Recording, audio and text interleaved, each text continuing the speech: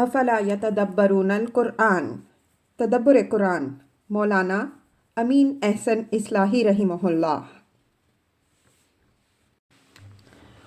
سورہ زمر آیات 36 تا 52۔ آگے کا مضمون۔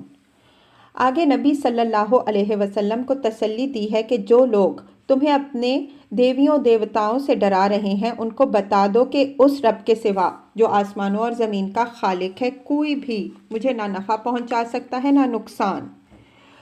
وہ جو کچھ کر سکتے ہیں ان سے کہو کہ وہ کر دیکھیں۔ تم اپنا کام بے خوف و خطر کیے چلے جاؤ۔ تمہارے اوپر صرف تمہارے فرض کی ذمہ داری ہے، ان کے کفر و ایمان کی کوئی ذمہ داری تمہارے اوپر نہیں ہے۔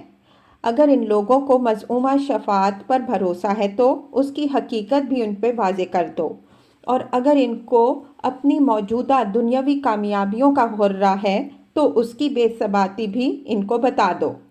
اس روشنی میں آیات کی تلاوت فرمائیے۔ اعوذ باللہ من الشیطان الرجیم، بسم اللہ الرحمن الرحیم۔ الیس اللہ بکاف عبدہ ویخوفونک بالذین من دونہ ومن یضلل اللہ فما لہ من ہاد ومن یہد اللہ فما لہ من مضل الیس اللہ بعزیز ذی انتقام۔ وَلَئِن سَأَلْتَهُم مَّنْ خَلَقَ السَّمَاوَاتِ وَالْأَرْضَ لَيَقُولُنَّ اللَّهُ قُلْ أَفَرَأَيْتُم مَّا تَدْعُونَ مِن دُونِ اللَّهِ إِنْ أَرَادَنِيَ اللَّهُ بِضُرٍّ هَلْ هُنَّ كَاشِفَاتُ ضُرِّهِ أَوْ أَرَادَنِي بِرَحْمَةٍ هَلْ هُنَّ مُمْسِكَاتُ رَحْمَتِهِ قُلْ حَسْبِيَ اللَّهُ عَلَيْهِ يَتَوَكَّلُ الْمُتَوَكِّلُونَ۔ قُلْ يَا قَوْمِ اعْمَلُوا عَلَى مَكَانَتِكُمْ إِنِّي عَامِلٌ فَسَوْفَ تَعْلَمُونَ مَن يَأْتِيهِ عَذَابٌ يُخْزِيهِ وَيَحِلُّ عَلَيْهِ عَذَابٌ مُقِيمٌ۔ إِنَّا أَنزَلْنَا عَلَيْكَ الْكِتَابَ لِلنَّاسِ بِالْحَقِّ فَمَنِ اهْتَدَىٰ فَلِنَفْسِهِ وَمَن ضَلَّ فَإِنَّمَا يَضِلُّ عَلَيْهَا وَمَا أَنتَ عَلَيْهِم بِوَكِيلٍ۔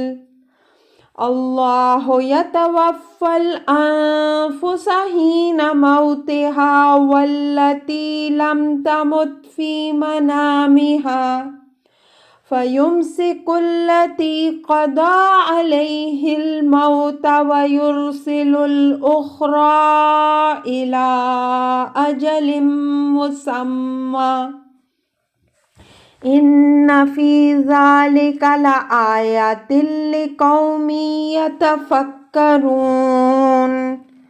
ام اتخذوا من دون اللہ شفعاء قل اولو كانوا لا يملكون شيئا ولا يعقلون۔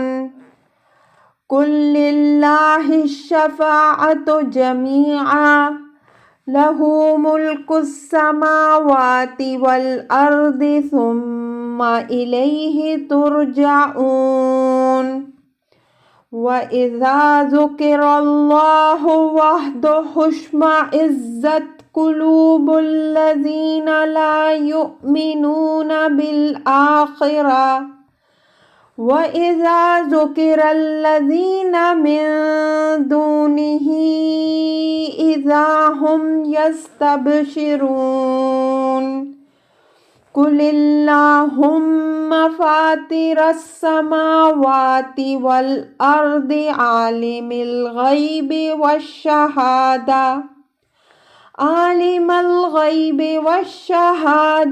انت تحکم بین عبادک فیما کانوا فیہ یختلفون وَلَوْ أَنَّ لِلَّذِينَ ظَلَمُوا مَا فِي الْأَرْضِ جَمِيعًا وَمِثْلَهُ مَعَهُ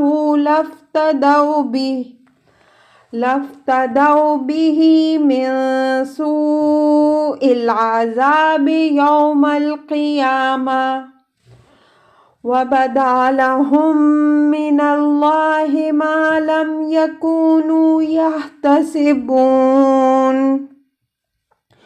وَبَدَا لَهُمْ سَيِّئَاتُ مَا كَسَبُوا وَحَاقَ بِهِم مَّا كَانُوا بِهِ يَسْتَهْزِئُونَ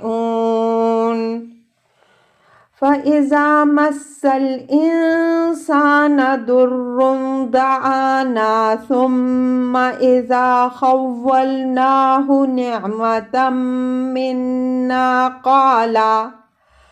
قَالَ إِنَّمَا أُوتِيتُهُ عَلَى عِلْمٍ بَلْ هِيَ فِتْنَةٌ وَلَكِنَّ أَكْثَرَهُمْ لَا يَعْلَمُونَ قَدْ قَالَهَا الَّذِينَ مِن قَبْلِهِمْ فَمَا أَغْنَىٰ عَنْهُمْ مَا كَانُوا يَكْسِبُونَ فَأَصَابَهُمْ سَيِّئَاتُ مَا كَسَبُوا وَالَّذِينَ ظَلَمُوا مِنْ هَٰؤُلَاءِ سَيُصِيبُهُمْ سَيِّئَاتُ مَا كَسَبُوا وَمَا هُمْ بِمُعْجِزِينَ أَوَلَمْ يَعْلَمُوا أَنَّ اللَّهَ يَبْسُطُ الرِّزْقَ لِمَن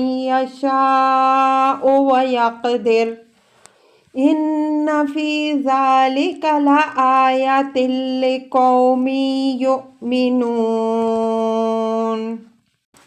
کیا اللہ اپنے بندے کے لیے کافی نہیں اور یہ تم کو ان سے ڈراتے ہیں جو اس کے سوا انہوں نے بنا رکھے ہیں، اور جس کو خدا گمراہ کر دے اس کو کوئی ہدایت دینے والا نہیں بن سکتا، اور جس کو خدا ہدایت بخشے تو اس کو کوئی گمراہ کرنے والا نہیں۔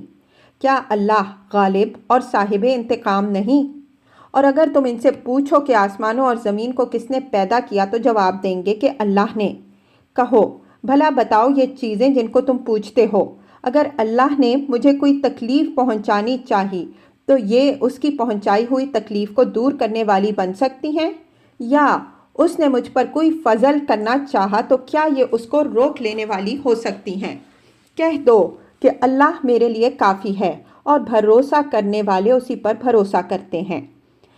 کہہ دو کہ اے میری قوم کے لوگوں، تم اپنے طریقے پر کام کرو، میں اپنے طریقے پر کام کرتا رہوں گا، تو تم جلد جان لوگے کہ کس پر وہ عذاب آتا ہے جو اس کو رسوا کر دیتا ہے، اور کس پر وہ عذاب نازل ہوتا ہے جو ٹک کے رہ جاتا ہے۔ اور ہم نے لوگوں کی ہدایت کے لیے تم پر کتاب حق کے ساتھ اتاری ہے، تو جو ہدایت حاصل کرے گا اپنے ہی لیے کرے گا، اور جو گمراہ ہوگا تو اس کی گمراہی کا وبال اسی پر پڑے گا، اور تم ان کے اوپر کوئی داروغہ نہیں مقرر کیے گئے ہو۔ اللہ ہی وفات دیتا ہے جانوں کو ان کی موت کے وقت، اور جن کی موت نہیں آئی ہوئی ہوتی ان کو بھی ان کی نیند کی حالت میں، تو جن کی موت کا فیصلہ کر چکا ہوتا ہے ان کو تو روک لیتا ہے، اور دوسروں کو ایک وقت مقرر تک کے لیے رہائی دے دیتا ہے۔ بے شک اس کے اندر نشانیاں ہیں ان لوگوں کے لیے جو غور کرتے ہیں۔ کیا انہوں نے اللہ کے مقابل میں دوسروں کو سفارشی بنا رکھا ہے؟ کہو اگرچہ نہ یہ کچھ اختیار رکھتے ہوں اور نہ کچھ سمجھتے ہوں۔ کہہ دو کہ سفارش تمام تر اللہ ہی کے اختیار میں ہے، آسمانوں اور زمین کی بادشاہی اسی کی ہے، پھر تم اسی کی طرف لوٹائے جاؤ گے۔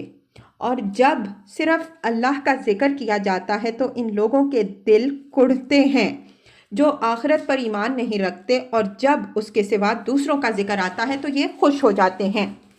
کہو کہ اے اللہ، آسمانوں اور زمین کے پیدا کرنے والے، غائب و حاضر کے جاننے والے، تو اپنے بندوں کے درمیان اس چیز کے باب میں فیصلہ کرے گا جس میں وہ اختلاف کر رہے ہیں۔ اور اگر ان لوگوں کے پاس جنہوں نے شرک کیا وہ سب کچھ ہو جو زمین میں ہے اور اسی کے برابر اور بھی ہو تو وہ روز قیامت کے عذاب بد سے چھوٹنے کے لیے فدیہ میں دے دینا چاہیں گے، اور اللہ کی طرف سے ان کو وہ معاملہ پیش آئے گا جس کا وہ گمان بھی نہیں رکھتے تھے، اور ان کے سامنے آ جائیں گے ان کے اعمال کے برے نتائج، اور گھیر لے گی ان کو وہ چیز جس کا مذاق اڑاتے رہے تھے۔ بس جب انسان کو کوئی دکھ پہنچتا ہے تو ہم کو پکارتا ہے، پھر جب ہم اس پر اپنی طرف سے فضل کر دیتے ہیں تو کہتا ہے کہ یہ تو مجھے میری تدبیر کی بدولت حاصل ہوا، بلکہ یہ ایک آزمائش ہے، لیکن اکثر لوگ اس حقیقت کو نہیں جانتے۔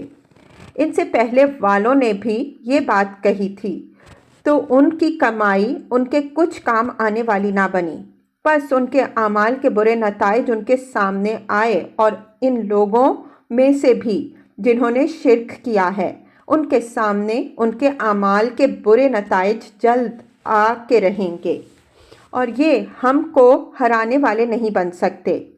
کیا ان لوگوں کو یہ حقیقت معلوم نہیں ہو سکی کہ اللہ ہی ہے جو رزق کو کشادہ کرتا ہے جس کے لیے چاہتا ہے اور تنگ کر دیتا ہے جس کے لیے چاہتا ہے؟ بے شک اس کے اندر بڑی نشانیاں ہیں ان لوگوں کے لیے جو ایمان لانے والے ہیں۔ الفاظ کی تحقیق اور آیات کی وضاحت۔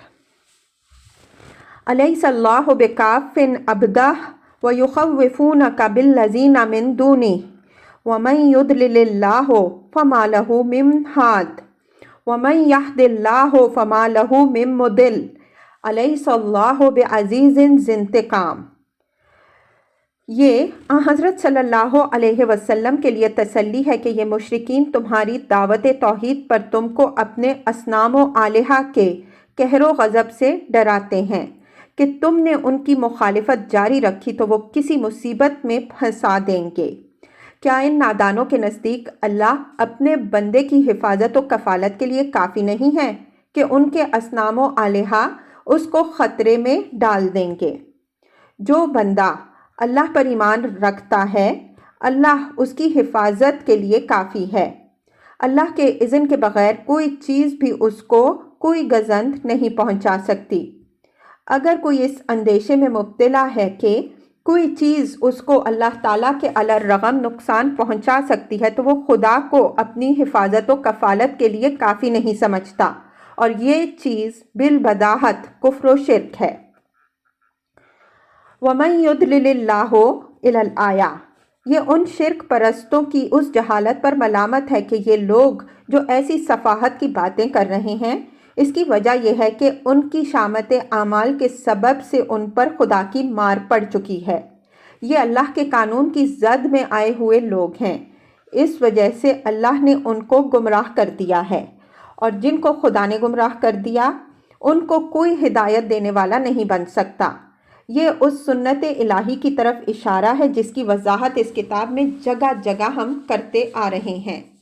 اس کا حوالہ یہاں حضرت صلی اللہ علیہ وسلم کی تسلی کے پہلو سے دیا گیا ہے کہ ایسے سر پھرے لوگوں کی باتوں کی پرواہ نہ کرو، ایسے لوگوں کو راہ راست پر لانے والا کوئی بھی نہیں بن سکتا۔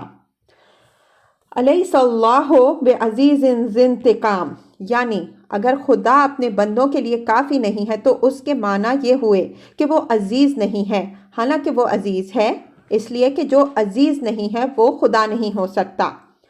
ساتھ ہی وہ ذی انتقام بھی ہے، یعنی نہ وہ اپنے حقوق پر ڈاکہ ڈالنے والوں کو چھوڑنے والا ہے اور نہ اپنے بندوں پر تعدی کرنے والوں کو معاف کرنے والا ہے، بلکہ وہ ایک ایک چیز کا بدلہ لینے والا ہے۔ اس بات کو سوالیہ اسلوب میں اس لیے پیش کیا ہے کہ یہ صفتیں خدا کی بالکل بدیہی صفتیں ہیں، ان کے بغیر خدا کا تصور نہیں کیا جا سکتا۔ تو جب خدا عزیز و مقتدر بھی ہے اور صاحب عدل و انتقام بھی، تو اس کے بندوں کو اس پر پورا بھروسہ رکھنا چاہیے، وہ ہر خطرے سے ان کی حفاظت کرے گا۔ وَلَئِن سَأَلْتَهُم مَّنْ خَلَقَ السَّمَاوَاتِ وَالْأَرْضَ لَيَقُولُنَّ اللَّهُ قُلْ أَفَرَأَيْتُم مَّا تَدْعُونَ مِن دُونِ اللَّهِ إِنْ أَرَادَنِيَ اللَّهُ بِضُرٍّ هَلْ هُنَّ كَاشِفَاتُ ضُرِّهِ أَوْ أَرَادَنِي بِرَحْمَةٍ هَلْ هُنَّ مُمْسِكَاتُ رَحْمَتِهِ قُلْ حَسْبِيَ اللَّهُ عَلَيْهِ يَتَوَكَّلُ الْمُتَوَكِّلُونَ۔ یعنی یہ لوگ تضاد فکر میں مبتلا ہیں۔ ایک طرف تو ان کا حال یہ ہے کہ ان سے سوال کرو کہ آسمانوں اور زمین کا خالق کون ہے، تو اس کا جواب دیں گے کہ اللہ۔ دوسری طرف یہ اللہ کے سوا دوسروں کو اللہ کی خدائی میں شریک بنائے بیٹھے ہیں اور ان سے تم کو بھی ڈرا رہے ہیں۔ گویا ان کے خیال میں خدا خالق تو ہے لیکن اپنی پیدا کی ہوئی دنیا کا مالک اور اس میں متصرف نہیں ہے۔ ان نادانوں سے پوچھو کہ خدا مجھے کوئی گزند پہنچانا چاہے تو کیا تمہارے یہ فرضی دیوی دیوتا مجھے اس سے بچا لیں گے؟ اسی طرح اگر وہ مجھے اپنے کسی فضل سے نوازنا چاہے تو کیا تمہاری اینٹ پتھر کی یہ مورتیاں اس کا ہاتھ پکڑ لیں گی؟ لفظ افرأیتم پر دوسری جگہ ہم بحث کر چکے ہیں کہ اس سیاق و سباق میں جب یہ آتا ہے تو تحقیر اور اظہار تعجب کے لیے آتا ہے۔ قُلْ حَسْبِيَ اللَّهُ عَلَيْهِ يَتَوَكَّلُ الْمُتَوَكِّلُونَ۔ فرمایا کہ ان نادانوں کو بتا دو کہ میرے لیے اللہ کافی ہے، نہ اس کے سوا مجھے کسی کا ڈر ہے، نہ اس کے سوا مجھے کسی سے امید ہے، میری ہر ضرورت کا وہی کفیل ہے، اس وجہ سے میں اسی پر بھروسہ رکھتا ہوں اور بھروسہ کرنے والے اسی پر بھروسہ کرتے ہیں۔ جو اس کی جگہ دوسروں پر بھروسہ کرتے ہیں ان کی امیدوں کی ساری عمارت ریت پر قائم ہے۔ قُلْ یا قوم اعملوا علی مکانتکم انی عامل فسوف تعلمون من یأتیہ عذاب یخزیہ ویحل علیہ عذاب مقیم۔ انی عامل کے بعد علی مکانتی کے الفاظ تکرار سے بچنے کے لیے حذف کر دیے گئے ہیں۔ یہ نبی صلی اللہ علیہ وسلم کی زبان سے اعلان برات کرا دیا ہے کہ ان لوگوں سے کہہ دو کہ تم لوگ میری بات سننے کے لیے تیار نہیں ہو تو تم اپنی جگہ اور اپنے طریقے پر کام کرو، میں اپنے طریقے پر کام کرتا رہوں گا۔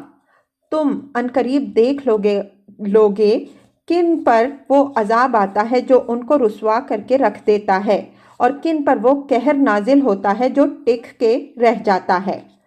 مطلب یہ ہے کہ اگر تم اپنی روش سے باز آنے والے نہیں ہو تو میں بھی اپنی دعوت سے باز آنے والا نہیں ہوں۔ اب مستقبل فیصلہ کرے گا کہ کون رسوا ہوتا ہے اور کون سرفراز، کون ہمیشہ کے لیے پامال ہوتا ہے اور کس کو اللہ برقرار رکھتا ہے۔ رسوا کرنے والے عذاب کا ذکر مخالفین کے استکبار کے پہلو سے ہے، اور عذاب مقیم سے مراد وہ عذاب ہے جو قوم پر نازل ہوتا ہے تو گویا وہی ڈھیر ڈال دیتا ہے اور اس کو جڑ پیڑ سے اکھاڑ کے رکھ دیتا ہے۔ ہم دوسرے مقام میں یہ ذکر کر چکے ہیں کہ قوموں پر دو قسم کے عذاب آتے ہیں، ایک تو وہ عذاب جو محض تنبیہ و تذکیر کے لیے آتا ہے، اس طرح کا عذاب ایک جھونکے کی طرح آتا ہے اور تنبیہ کر کے گزر جاتا ہے۔ دوسرا عذاب وہ ہوتا ہے جو قوم کی ہستی ہی فنا کر دیتا ہے۔ رسول کی طرف سے اتمام حجت کے بعد اس کی قوم پر جو عذاب آتا ہے اس کی نوعیت یہی ہوتی ہے، اس وجہ سے اس کے لیے عذاب مقیم کے الفاظ استعمال ہوئے۔ اِنَّا أَنزَلْنَا إِلَيْكَ الْكِتَابَ لِلنَّاسِ بِالْحَقِّ فَمَنِ اهْتَدَىٰ فَلِنَفْسِهِ وَمَنْ ضَلَّ فَإِنَّمَا يَضِلُّ عَلَيْهَا وَمَا أَنْتَ عَلَيْهِمْ بِوَكِيلٍ۔ اعلان برات کرانے کے بعد نبی صلی اللہ علیہ وسلم کو تسلی دی کہ تمہارے اوپر جو ذمہ داری تھی وہ تم نے ادا کر دی، اب ان کا غم کھانے کی ضرورت نہیں ہے۔ فرمایا ہم نے لوگوں کی ہدایت کے لیے تمہارے اوپر کتاب اتاری حق کے ساتھ، یعنی اس کتاب کے ذریعے سے ہم نے دین کے معاملے میں حق و باطل کو بالکل ممیز کر دیا۔ اب جو لوگ اس کو قبول کریں گے وہ اپنی دنیا اور عاقبت سنواریں گے، اور جو اس کی تکذیب کریں گے وہ خود اپنے آپ کو گمراہیوں میں مبتلا کریں گے۔ تمہارا کچھ نہیں بگاڑیں گے۔ تمہارے اوپر ذمہ داری صرف ان کو حق کی دعوت دینے کی تھی۔ یہ ذمہ داری نہیں تھی کہ تم ان کو لازماً ایمان و اسلام کے راستے پر لا کھڑا کرو۔ تم اپنے فرض سے سبکدوش ہوئے، اب ذمہ داری ان کی ہے، اس وجہ سے ان کو ان کے حال پر چھوڑو۔ اللہ یتوفی الانفس حین موتها والتی لم تمت فی منامها فیمسک التی قضی علیہ الموت ویرسل الاخری الی اجل مسمی ان فی ذلک لآیۃ لقوم یتفکرون۔ والتی لم تمت کے بعد لفظ یتوفاہا بربنائے کرینہ محذوف ہیں۔ ترجمہ میں ہم نے اس کو کھول دیا ہے، یعنی انسان کی زندگی اور موت تمام تر اللہ ہی کے اختیار میں ہے۔ جس کی اجل مقرر پوری ہو جاتی ہے اللہ ہی اس کی روح قبض کرتا ہے، اور جس کی موت نہیں آئی ہوتی اس کو بھی وہ ہر روز موت اور مرنے کے بعد اٹھائے جانے کا مشاہدہ کراتا رہتا ہے۔ شب میں جب وہ سوتا ہے تو گویا اللہ تعالیٰ اس کو موت کا مشاہدہ کراتا ہے، اور صبح کو جب وہ اٹھ بیٹھتا ہے تو یہ اس کو بعث و نشر کا مشاہدہ کرایا جاتا ہے۔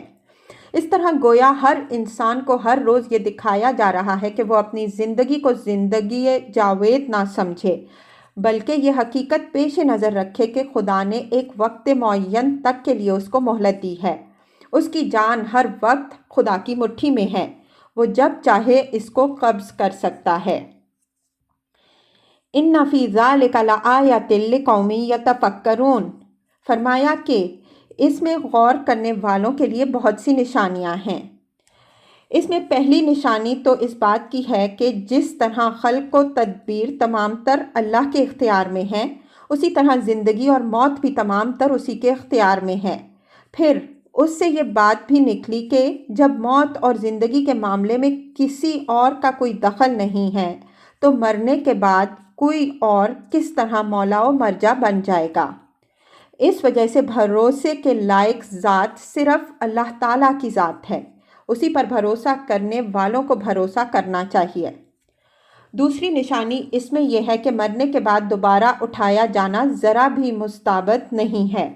اس دنیا میں ہر روز موت اور موت کے بعد اٹھنے کا ریہرسل ہر شخص کے سامنے ہو رہا ہے، بشرطے کہ آدمی اس کو دیکھنے کے لیے دیدائے بینا رکھتا ہو۔ صبح کو سو کر اٹھنے کے بعد مومن یہ دعا جو پڑھتا ہے کہ الحمدللہ الذی احیانا بعد ما اماتنا والیہ النشور، یہ اس کی اسی عبرت نگاہی کی تعبیر ہے۔ تیسری نشانی اس میں یہ ہے کہ یہ کائنات اپنے وجود میں ان تمام حقائق کی تعلیم کے لیے ایک بہترین تربیت گاہ ہے جس پر انسانی زندگی کی صلاح و فلاح کا انحصار ہے اور جن کی قرآن دعوت دے رہا ہے۔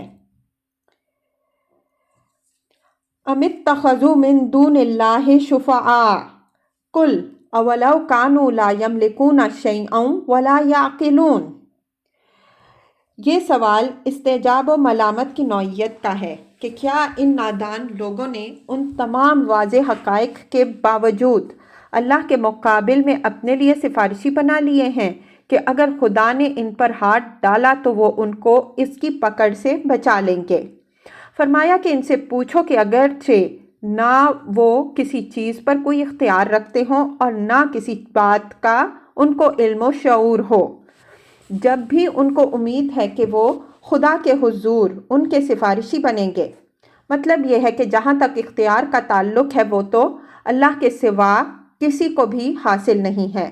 رہا علم و شعور تو اس اعتبار سے بھی کسی کا یہ درجہ نہیں کہ وہ کسی کے باب میں اللہ تعالیٰ کے علم میں کوئی اضافہ کر سکے، بالخصوص یہ مورتیاں جن کی سفارش پر یہ تکیہ کیے بیٹھے ہیں۔ ان کی تو کوئی حقیقت ہی نہیں ہے، چہ جائے کہ یہ کسی چیز کا علم و شعور رکھتی ہوں۔ قُلِ اللّٰہِ الشَّفَاعَةُ جَمِيعًا لَہُ مُلْکُ السَّمَاوَاتِ وَالْأَرْضِ ثُمَّ إِلَيْهِ تُرْجَعُونَ۔ فرمایا کہ ان نادانوں کو بتا دو کہ شفاعت تمام تر اللہ ہی کے اختیار میں ہے، اس کے حضور میں کوئی اس کے اذن کے بدون کسی کی سفارش کی جرت نہیں کر سکے گا۔ اذن کے بعد جو زبان کھولے گا وہ صرف اس کے لیے زبان کھولے گا جس کے لیے اس کو اجازت دی گئی ہے، پھر وہ وہی بات کہے گا جو بالکل حق ہوگی۔ خدا کے آگے کوئی غلط بات کہنے کی کسی کے لیے گنجائش نہیں ہوگی۔ سفارش کے لیے یہ تمام قیدیں اور شرطیں نہایت تفصیل سے خود قرآن میں بیان ہوئی ہیں، اور ان کی وضاحت ان کے محل میں ہم کرتے آ رہے ہیں۔ وہی حقیقت جامع الفاظ میں یہاں فرمائی گئی ہے کہ شفاعت تمام تر اللہ ہی کے اختیار میں ہے۔ جو لوگ یہ سمجھے بیٹھے ہیں کہ خواہ ان کے اعمال کچھ ہی ہوں، ان کے معبود ان کو بہرحال خدا کی پکڑ سے بچا لیں گے، وہ اپنی اس طمع خام کا انجام قیامت کے دن دیکھیں گے۔ لَہُ مُلْکُ السَّمَاوَاتِ وَالْأَرْضِ ثُمَّ إِلَيْهِ تُرْجَعُونَ، یعنی آسمانوں اور زمین کی بادشاہی خدا ہی کے اختیار میں ہے اور سب کی پیشی اسی کے حضور ہونی ہے۔ نہ اس بادشاہی میں کسی اور کا سر منہ دخل ہے اور نہ کوئی دوسرا مولا و مرجع بننے والا ہے۔ وَإِذَا ذُكِرَ اللَّهُ وَحْدَهُ اشْمَأَزَّتْ قُلُوبُ الَّذِينَ لَا يُؤْمِنُونَ بِالْآخِرَةِ وَإِذَا ذُكِرَ الَّذِينَ مِن دُونِهِ إِذَا هُمْ يَسْتَبْشِرُونَ۔ یہ شرک و شفاعت کے وجود میں آنے کے ایک بہت بڑے سبب کی طرف اشارہ ہے کہ چونکہ آخرت خدا کے عدل کامل اور جزا و سزا کے ظہور کا دن ہے اور اس کے ماننے سے انسان پر نہایت بھاری ذمہ داریاں عائد ہو جاتی ہیں، اس وجہ سے جو لوگ ان ذمہ داریوں سے گریز اختیار کرنا چاہتے ہیں وہ شرک و شفاعت کی آڑ لیتے ہیں۔ وہ ایمان و عمل کے تقاضے پورے کرنے کا نہ حوصلہ رکھتے ہیں اور نہ اپنے نفس کی خواہشوں پر کوئی پابندی ہی قبول کرنے کے لیے تیار ہیں۔ اس وجہ سے اول تو وہ آخرت کو مانتے ہی نہیں، اور اگر مانتے بھی ہیں تو شرک و شفاعت کا عقیدہ ایجاد کر کے اس کے تمام خطرات سے اپنے ذوم کے مطابق وہ اپنے آپ کو محفوظ کر لیتے ہیں۔ ان لوگوں کا سارا اعتماد اپنے مزعومہ شفعاء کی شفاعت پر ہوتا ہے، اس وجہ سے اگر ان کے سامنے توحید کا ذکر آئے تو ان کے دل بھینچنے لگتے ہیں، اس لیے کہ پھر آخرت ان کے سامنے اپنی پوری ہولناکی کے ساتھ آن کھڑی ہوتی ہے۔ البتہ جب ان کے مزعومہ شرکاء و شفعاء کا ذکر ہو تب وہ اطمینان کا سانس لیتے ہیں، اس لیے کہ اس صورت میں ان کو آخرت سے بے قید زندگی گزارنے کا لائسنس مل جاتا ہے۔ اس سے معلوم ہوا کہ شفاعت باطل کا عقیدہ در حقیقت آخرت کی ذمہ داریوں سے گریز کے لیے ایک چور دروازہ ہے۔